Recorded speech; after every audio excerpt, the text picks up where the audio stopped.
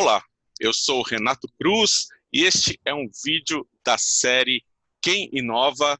Converso hoje com Ricardo Brognoli, CEO da HPE Brasil. Tudo bem, Ricardo? Tudo, Renato. Olá a todos. Um prazer estar aqui com você de Nova York.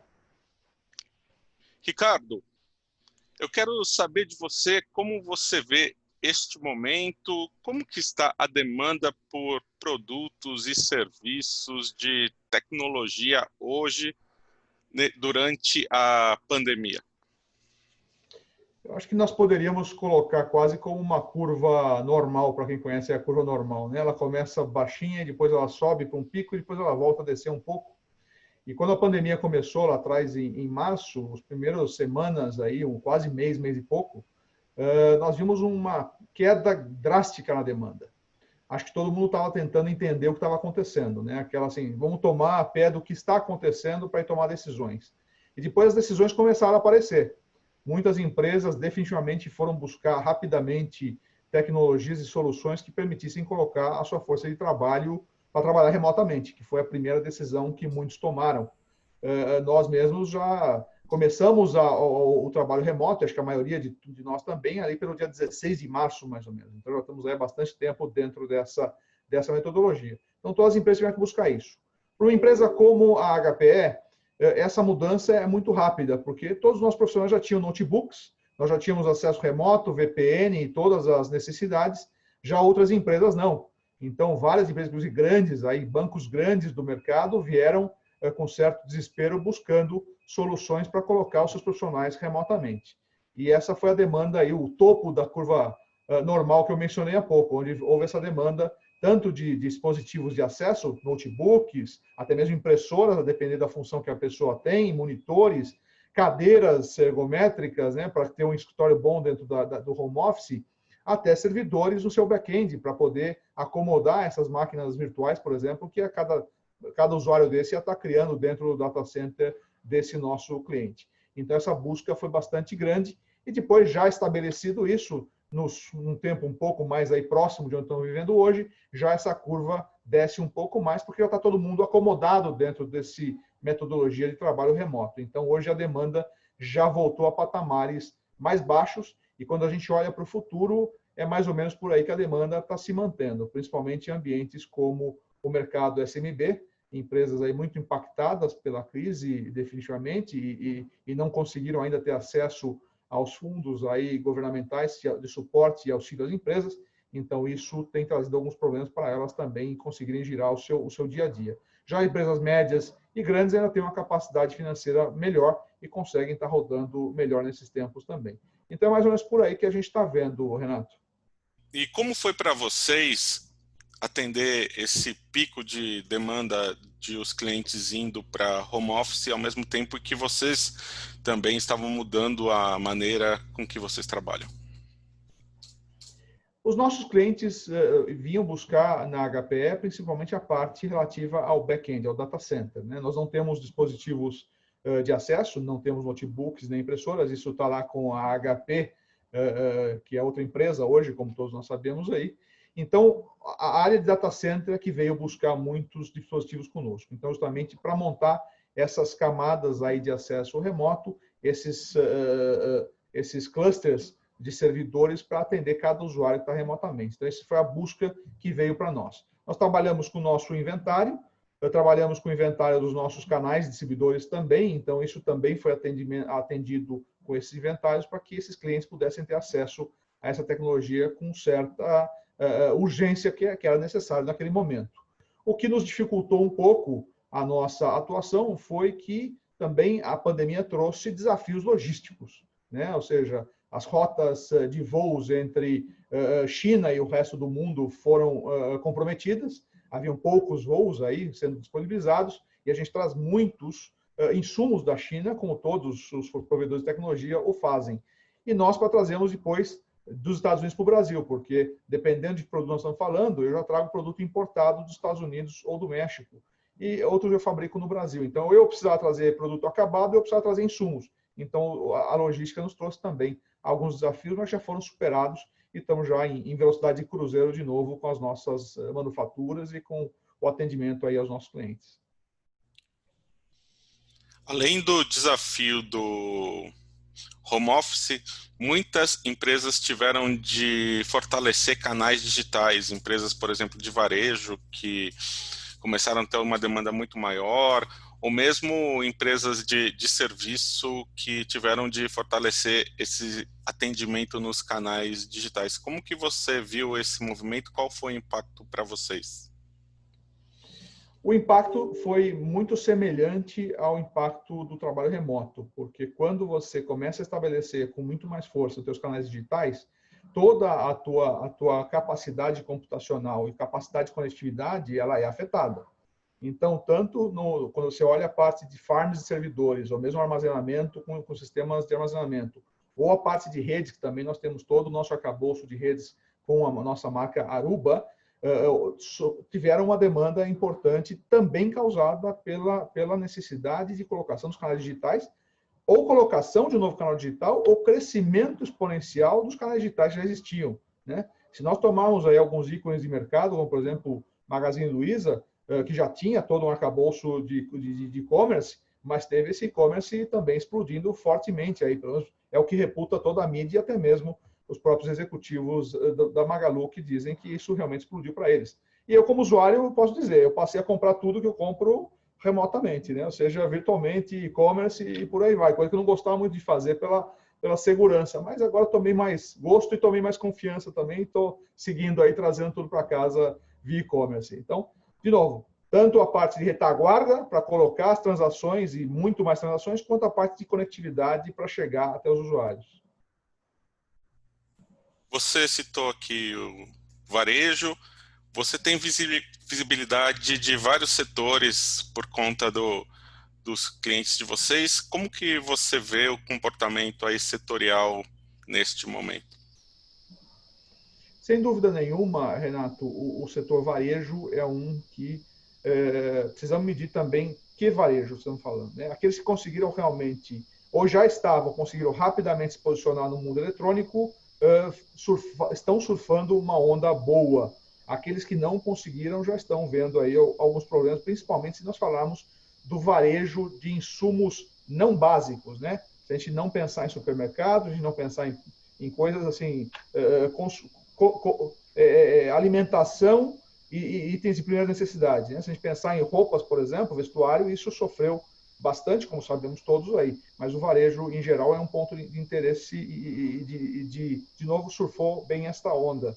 Outro é o setor financeiro. Os bancos continuaram a operar e continuaram a trazer demandas e continuaram a reativar ou repotencializar as suas aplicações e os seus data centers.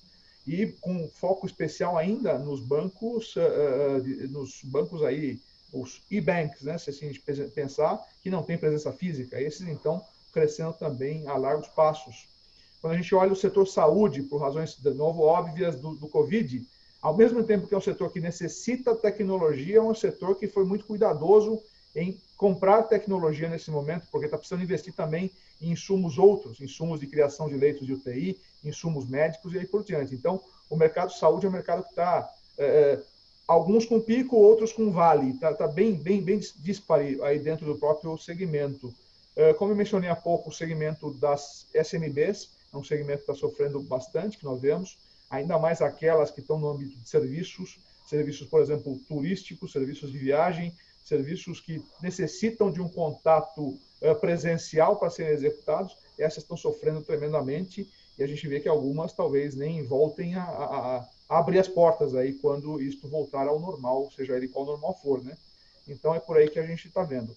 O setor público, o governo em geral, continuou com uma boa tendência de compra e agora olhando para frente aí para os próximos meses do final do ano aí para frente, devemos ter uma demanda ainda grande também de public sector, porque, de novo, os serviços públicos têm que continuar independente do que está acontecendo. Então, a gente vê uma demanda importante aí, principalmente do judiciário, dos governos estaduais também, com vários investimentos aí em áreas que vão trazer vantagens, por exemplo, para os usuários usarem os serviços também de forma remota, como eles também estão tentando se repotencializar para isso. Então, esses são os segmentos principais. Telco, As telcos também têm tido uma demanda, de novo, o próprio trabalho remoto leva a isso, né? Todos nós aqui estamos hoje usando, aqui nas nossas casas, uma ponta de alguma telco, né? E elas estão cada vez mais tendo que potencializar os seus data centers, os seus links, para que nós não fiquemos aí sem condições de fazer uma vídeo como essa que nós estamos fazendo. Então, eles também estão investindo bastante nessa situação. Outro ambiente que cresceu também foi o entertainment, né? A parte por exemplo, das empresas de mídia. E agora com os streamings. Tudo é streaming. Então, você imagina como é que elas estão tentando buscar também repotencializar isso. E também tivemos oportunidades importantes aí, tanto de data center quanto, de novo, de conectividade nas pontas. Então, esses são segmentos que a gente tem visto com maior potencial de crescimento nesses últimos meses aí da pandemia, e também, olhando para frente, isso deve continuar na mesma tendência. Ricardo, e como você vê os próximos meses? Na sua opinião, como deve ser a recuperação aí da economia nesse momento que a gente vive aí de relaxamento do isolamento? Qual o impacto disso que você tem visto no mercado? Nós temos a corporação fazendo várias análises nesse sentido, e o máximo que nós estamos conseguindo angariar de informações e de tendências apontaria para uma recuperação. Se você lembrar eu vou fazer aqui alusão a uma marca, me permita, se lembrar do simbologia da Nike, que é aquele que vem assim, desce rápido e vai crescendo devagarzinho para o lado aqui, é mais ou menos por aí que deve ser a curva de recuperação, ou seja, a caída foi rápida, mas a recuperação não deve ser tão rápida assim. E pior, é que nessa curva da recuperação devem ter dentes, deve ser uma serrilhada, ou seja, recupera um pouco, depois desce de novo, recupera e desce de novo. É o que nós estamos vendo em algumas cidades que abriram e estão tendo que fechar de novo. Isso vai acontecer também com indústrias e com empresas. Vão abrir e daqui a pouco vão ter que rever alguma coisa. Então, isso deve manter esse serrilhado por algum tempo. Ou seja, a recuperação ela vai ser bastante contida nesses próximos meses, e se não anos. Quando a gente olha os próprios números de Gartner, de IDC e de outros institutos de pesquisa, eles estão apontando que a gente deve voltar à demanda de 2019 só lá em 2023. Esse é o número master que a gente está vendo de recuperação. Então, ou seja, vai ser uma recuperação lenta nesses próximos 2 anos e meio a 3 anos aí, é o que a gente vê, e vamos ter que buscar formas de realmente entender qual a necessidade dos clientes nessas próximas fases, porque, de novo, alguns saíram correndo para repotencializar o data center. Agora que eles começam a estabilizar, vão ver que eventualmente tem capacidade ociosa nesse data center. Então, vão deixar de comprar data center por algum tempo. Outros foram para a ponta da frente, compraram muita parte de rede, conectividade, dispositivos, vão ver que está sobrando eventualmente alguma coisa aqui. Então, vai ter esse ajuste entre cada empresa, dependendo do rumo que tomou no momento principal da pandemia. E aí nós vamos estar vendo que destino essas empresas vão tomar para frente. Nós estamos trazendo algumas formas novas de comercialização dos nossos produtos para os clientes. Por exemplo, comercialização, mesmo que dentro da casa do cliente eu coloco uma infraestrutura lá e cobro essa infraestrutura por consumo, por exemplo, como hoje uma nuvem pública faz com eles. Então, muitos clientes não foram e não querem ir para a nuvem pública, nós temos como colocar para ele uma capacidade sendo cobrada por consumo dentro da casa dele, debaixo da gestão dele. Então, estamos vendo como trazer novas formas de vender a nossa tecnologia, nossos dispositivos, nossas soluções, para os clientes poderem consumir isso de forma diferente também, mais associada à sua curva de demanda interna de execução, e não simplesmente comprar um monte de coisa, colocar lá e ter eventualmente uma capacidade ociosa parada lá e consumindo o capital que foi investido, né? Nesse cenário, qual é o principal desafio que você vê para a HPE Brasil? É justamente parte do que eu vinha falando até agora, Renato. É a gente entender aonde estarão as demandas e que tipo de demanda será essa e que tamanho ela terá, né? Porque nós sempre temos que fazer, como qualquer empresa, fazer o balanço, né, entre qual a capacidade de geração de receita, qual o custo envolvido com essa receita e o balanço desses dois pesos nessa balança que a gente tem. Então, de novo, em que indústrias vão estar esses negócios? Sem dúvidas, que eu mencionei há pouco, a gente sabe que vai ter negócio lá, mas tem todo um arcabouço de indústrias ao redor disso, e também de novas indústrias que estão surgindo, não indústrias, mas novas empresas, novos tipos de de tecnologias e de serviços que vão surgir com o acontecimento desta pandemia e que a gente precisa ver como levar a nossa tecnologia para essas novas vertentes também de serviços e de demandas. Então, nesse momento que nós estamos analisando isso, não só a HPE Brasil, né, como somos parte de toda a corporação, mas a corporação toda está olhando a mesma coisa. E Brasil está tendo aí que olhar o seu twist em cima do que é o mercado brasileiro, que sem dúvida ele é diferente dos demais, né? Sabemos aí que nós temos as nossas necessidades particulares e demandas particulares. Ricardo, qual é a política de vocês para a volta do isolamento? Nós tivemos um grupo corporativo criado, eles ficaram várias semanas debatendo e criaram um manual de potencial retorno. Esse manual ele tem algumas regras básicas. A primeira delas é: eu, como líder de um país, só posso pedir autorização para a corporação para começar a voltar para o escritório quando as nossas curvas de contaminação apuradas pela OMS mostrarem uma descendente de pelo menos 14 dias contínuos. Nesse momento, eu posso, lá para fora, apresentar o meu plano de retorno e pedir autorização. Uma vez autorizado, eu posso voltar na primeira fase com até 20% da capacidade do meu site. Nós temos lá um site em Alphaville, estado de São Paulo, lá Barueri, onde eu tenho uma capacidade X. Eu posso voltar com 20% da capacidade na primeira fase. Segunda fase, que são no mínimo 14 dias após a primeira, máximo de 50% de capacidade. Todos os funcionários têm que usar máscara o tempo inteiro dentro do escritório, álcool gel para tudo que é lado, medição de temperatura na entrada do escritório, uma definição muito clara de movimentação dentro do escritório, e também estamos vendo se nós colocamos tecnologia associada a isso. Com a nossa tecnologia de rede Aruba, por exemplo, eu consigo colocar um tag no crachá do funcionário e saber aonde ele andou dentro do escritório.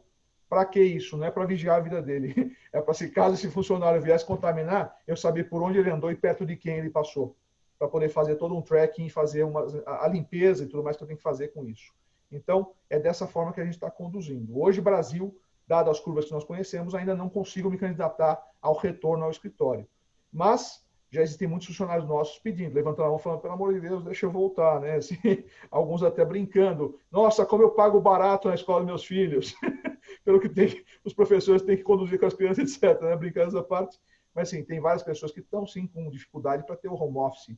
Alguns que trabalham, têm uma casa pequena, optaram por isso. Outros estão sozinhos, que estão aí o isolamento literalmente dito, né? Então não tem ninguém para conversar. Então, algumas pessoas estão realmente buscando esse retorno. Já outras apontam, dizendo assim: olha, Ricardo, eu não estou a fim de voltar. E a HPE estabeleceu desde a corporação que o retorno é voluntário. Eu autorizo. Se você, Renato, fosse nosso funcionário, diria: Renato, você está autorizado a voltar. É tua opção se você volta ou não volta. Okay? E nós vemos que, movendo-se à frente, Renato, pelo menos 50% do nosso quadro deve permanecer home office ad eternum, vamos dizer assim, né? Ou seja, sem data para esse negócio mudar. Mesmo o dia que essa pandemia se vá, né, a gente vai ver que muitos estão tendo até mesmo o que a gente chama do work-life balance muito melhor, estando em casa, estando home office e sendo mais produtivos, inclusive. Produzindo em horários que antes talvez teriam que estar fazendo outra coisa no escritório, mas produzem naquele horário. E podem também usar parte de um horário para cuidar de alguma coisa dentro da sua casa. Então, isso tem sido também o que nós estamos detectando. Isso, conversando com outros CEOs do mercado, também estão detectando a mesma coisa. É geral, não é só da HPE. Mas o nosso plano é este que eu fizer a você, então. Preciso pedir autorização para a corporação. Uma vez autorizado, eu começo paulatinamente o retorno e toda uma análise da nossa massa de funcionários tem que ser feita para dizer qual o grupo que estaria autorizado a retornar. E aí eles retornam se assim desejarem, como eu falei, é opcional, não é obrigatório o retorno. Tá? Ricardo, como você mesmo falou, o Brasil tem suas particularidades. Como você compara a situação do mercado brasileiro hoje em relação a outros países, aí pelas informações que você tem da corporação? O mercado brasileiro e o mercado da América Latina, em geral, ele é muito parecido com pequenas distâncias entre um e outro. Né? Nós temos algumas particularidades. No Brasil, por exemplo, incentivos fiscais para a manufatura no Brasil, né? O PPB, que muitos de nós utilizamos aí da indústria de tecnologia. Só o Brasil tem. Então, quando eu não tenho isso, para competir com quem tem, fica mais difícil. Já os outros países da América Latina não têm esse negócio todo mundo compete de igual para igual, tanto é que não tem plantas de nenhuma empresa nesses outros países. O México, por exemplo, não tem plantas para suprir o México. Ele até tem plantas lá nas empresas, lá no centro industrial, lá Monterrey, Guadalajara, etc., lá no norte do México, mas é para suprir plantas, demandas mundiais, não só do México. Então, isso é uma diferença e muitas vezes uma dificuldade também, porque você nem sempre tem todo o teu portfólio fabricado localmente versus o teu competidor. Então, isso dá uma diferenciação para nós. Quando nós olhamos o comportamento do mercado per si, os mercados maduros, Estados Unidos e Europa, a demanda por tecnologia hoje já é muito superior à demanda de tecnologia que nós temos no Brasil, por exemplo. Comparativamente, se uma indústria de manufatura no Brasil usa 0,3% do seu faturamento como tecnologia, uma manufatureira na Europa, nos Estados Unidos, usa 3%, 5% para tecnologia. Porque o nível de industrialização, de automação ou de digitalização da indústria já está muito maior do que nós temos no Brasil hoje. Estamos caminhando a passos largos para chegar lá. Toda a transformação digital, que tanto se ouve falar, vai nos levar a isso. Mas isso é uma diferença muito grande. Então, quando eu olho e falo assim, a produtividade de um vendedor meu nos Estados Unidos é X, no Brasil ela é X sobre 10, mais ou menos. Né? Por quê? Porque a demanda que cada empresa tem de tecnologia é muito diferente em relação aos Estados Unidos e à Europa, principalmente, né? Que são os dois aí onde ele se compara mais. Já na América Latina é muito mais semelhante. Então, isso acaba sendo balizado na América Latina como um todo, mais ou menos equiparado, o que nos destoa um pouco a carga tributária sobre o trabalho que nós temos no Brasil. Né? Então, isso descola um pouco o custo. Por exemplo, nós sabemos disso, o custo que um funcionário tem para a empresa é muito maior daquilo que é recebido na conta dele no final do mês. Já nos outros países da América Latina, esse custo é menor. Então, isso faz com que a gente tenha um problema de competitividade interna quando a gente olha onde é melhor ter recurso alocado. Né? Então, isso também acaba trazendo aí alguns desafios. Mas, tirando isso, Renato, a pandemia tem colocado todo mundo mais ou menos num pé de igualdade, pelo menos o que tange a necessidades e a cuidados que a gente tem que tomar. Né? Então, tanto é que esse plano que eu te mencionei há pouco é um plano global. Todos estamos tocando esse plano conjuntamente. Alguns países da América Latina, principalmente ali Caribe e Central América ali, já levantaram a mão para querer voltar para os escritórios, mas ainda não foi aprovado. Vamos ver como é que caminha nas próximas semanas. Eu sou o Renato Cruz e este é um vídeo da série Quem Inova. Conversei com Ricardo Brognoli, CEO da HPE Brasil. Muito obrigado, Ricardo. Obrigado, Renato. Um abraço a vocês. Um prazer estar com vocês aqui. Até mais. Até mais. Eu agradeço também a você que acompanhou este vídeo e até a próxima.